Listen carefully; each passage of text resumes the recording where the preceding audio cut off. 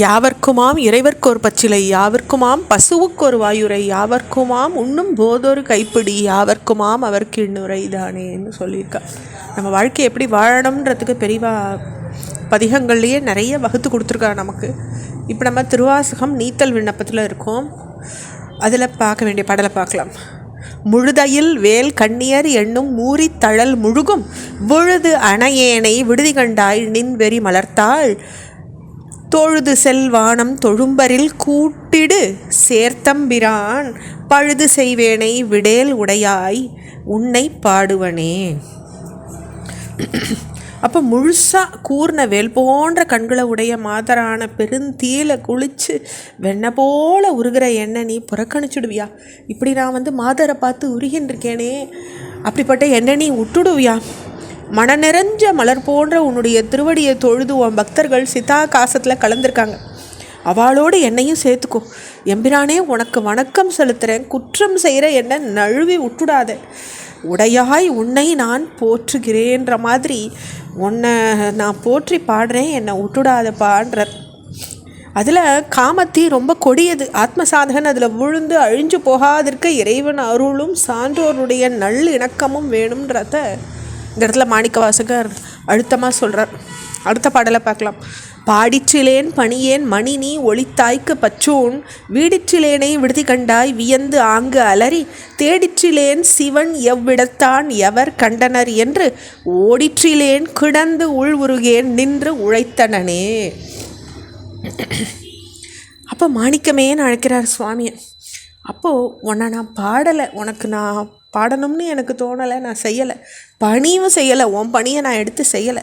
நீ என்னை விட்டு மறைஞ்சு போன பின்ன பச்சை ஊனலான இந்த உடம்பை ஒழிக்கவும் இல்லை. அப்படி என்கிட்ட வந்த நீ இப்போ என்னை பிரிஞ்சு போயிருக்கே, இந்த உடலை நான் திறந்துருக்க வேண்டாமா? நான் திறக்கலை, நான் வச்சுட்டு தான் இருக்கேன். அப்படிப்பட்ட என்ன நீ விட்டுடாத. நீ பிரிஞ்ச பிறகு சிவன் எங்கே இருக்கான், அவனை பார்த்தவா யாருன்னு வியந்து அப்பயேவும் நான் தேடலை. தேடிற்றிலேன் சிவன் எவ்விடத்தான் அப்படிங்கிறாரு. நான் உடனே தேட ஆரம்பிச்சேன்னா இல்லை, ஸ்தம்பிச்சு மனசு உருகலை, வீணே நின்று வருந்தின்னு இருக்கேன். அதாவது நீ என்னை விட்டு பிரிஞ்சோடு நான் உன்னை தேடி இருக்கணும், ஸ்தம்பிச்சு போயிருக்கணும், அந்த மாதிரிலாம் எனக்கு ஒன்றும் ஆகலை. நான் இருந்துன்னு தான் இருக்கேன், என்னை விட்டுடாதேங்கிறார். அடுத்த பாடல். உழை தரு நோக்கியர் கொங்கை பலாப்பழத்து ஈயன் ஒப்பாய் விழை தருவேனை விடுதி கண்டாய் விடின் வேலை நஞ்சு உன் மழை தரு கண்டன் குணம் இலி மானிடன் தேய் மதியன் பழை தரு மாபரன் என்று என்று அறைவன் பழிப்பினையேங்கிறார். அப்போ பலாப்பழத்தை நாடுறது போல மான் போன்ற பார்வையுடைய மாதருடைய சிற்றின்பத்தை நான் விரும்புகிறேன். அதை முன்னிட்டு நீ என்னை புறக்கணிச்சுடுவியோ, என்னை நீ விலக்கி விட்டுடுவியானாக்கா உன்னை நான் கடல் நஞ்சு உண்டவண்ணோ கரை கண்டனோ நற்குணம் இல்லாதவண்ணோ என்னை போன்ற வெறும் மானிடனும்னோ அறிவு குறைஞ்சவனும் வயசு முதிஞ்ச முழு வேற்றனும் பரதேசின்னும் நான் பழித்து பேசுவேன். அப்போ மானிடன் தேய்மதியன் மாபரன் என்று அறைவன் பழிப்பினைய. உன்னை நான் இப்படிலாம் பழிக்க வேண்டியிருக்கோம் இறைவா, நீ என்னை விட்டுடாத அப்படிங்கிற. அடுத்த பாடல்.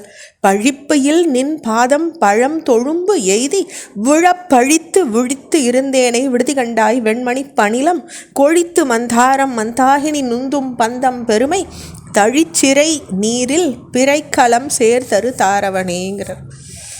அப்போ எப்படி கங்கா நதியானது முத்துக்களையும் சங்குகளையும் உருட்டின்றே வருது, மித்த இடங்களுக்கும் அது கொண்டு போகிறது. அதில் மந்தார மலர் மிதந்துண்டு வருது. உன்னுடைய ஜடாபாரம் அணையாக அமைஞ்சு அந்த நீரை தேக்கி வச்சுருக்கு. அதன் மேலே படகு போல பிறைச்சந்தன் மிளிர்றது. நீயோ வெற்றி மாலையை அணிஞ்சிருக்க. பழிப்புக்கு இடமில்லாத உன்னுடைய திருவடி தொன்று தொட்டு வந்துள்ள முறைப்படி பணிவிட செய்யப்பட்டு பிறகு அதை பழித்து சிறுமை அடைஞ்சனா வெறுண்டு விழிச்சுண்டு நிற்கிறேன். இப்போ அப்படி அத்தகைய புள்ளியனான என்ன நீ பொருட்படுத்தாத விட்டுடுவியோ அப்படின்னுட்டு விட்டுடுதி கண்டா என்ன நீ விட்டுடுவியான்னுட்டு சுவாமியை பார்த்து கேட்குறார். தொடர்ச்சியை நம்ம அடுத்த பகுதியில் பார்க்கலாம். ஓம் நம சிவாய்.